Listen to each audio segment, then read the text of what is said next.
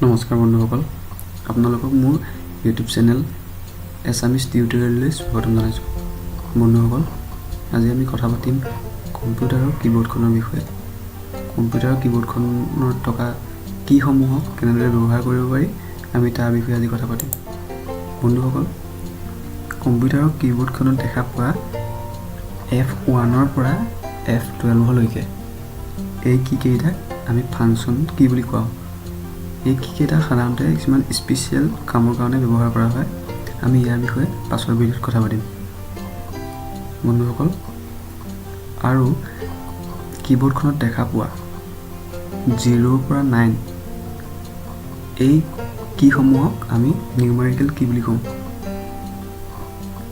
আৰু ঠিক তাৰ তলতে থকা ফ্ৰম A to Z অৰ্থাৎ Aৰ পৰা Zলৈ যিসমূহ কী আছে এইসমূহক আমি এলফাবেটিক কী বুলি কওঁ।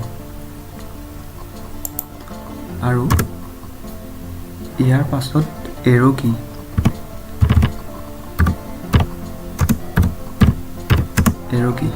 এৰো কী অৰ্থাৎ আমি কীবোৰ্ডখনৰ সোঁ চাইডে তলত দেখিবলৈ পাওঁ।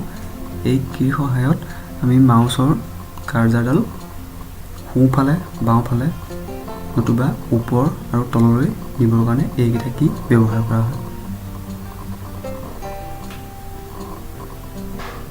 বন্ধুসকল, আৰু ইয়াৰ লগতে আমি এলফাবেটিক কীৰ কিছুমান স্পেচিয়েল কী আছে।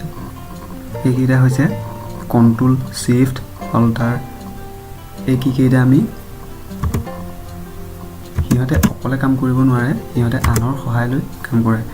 যেনেকৈ আপুনি কপি কৰিবৰ কাৰণে চিলেক্ট কৰি পেলাই control plus A all select, এনেধৰণৰ কামবোৰ কৰিবৰ কাৰণে এই এলফাবেটিক কীৰ স্পেচিয়েল কীসমূহে সহায় কৰে। ইয়াৰ পিছত আমি কীবোৰ্ডখনৰ বাওঁ চাইডে ওপৰত টেব বটন দেখিবলৈ পাওঁ। এই টেব বটনৰ কাম কি? এতিয়া আমি কোনোবা এটা নিৰ্দিষ্ট ডিষ্টেঞ্চত আমি মাউচৰ কাৰ্জাৰডাল ফৰৱাৰ্ড কৰিবৰ কাৰণে আমি টেব ইউজ কৰিব লাগে। অৰ্থাৎ আপুনি টেব যেতিয়া প্ৰেছ কৰিব, আপোনালোকে নিশ্চয় দেখা পাইছে মোৰ মাউচৰ কাৰ্জাৰ এটা নিৰ্দিষ্ট ডিষ্টেঞ্চত ই ফৰৱাৰ্ড হ'ব। বন্ধুসকল, আৰু আমি ইয়াৰ পিছতে কীবোৰ্ডত থকা সোঁ চাইডে ওপৰ চাইডে আছে ব্ৰেক স্পেচ।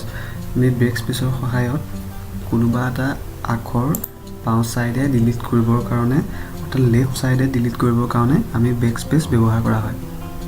ব্ৰেক স্পেচ ব্যৱহাৰ কৰিলে বাওঁ চাইডে আখৰবোৰ ডিলিট হ'ব। বন্ধুসকল, আজিলৈ ইমানেই। ভিডিঅ'টো চাই কেনে পালে কমেণ্ট বক্সত জনাব, আৰু যদি ভাল পালে এটা লাইক কৰি দিব।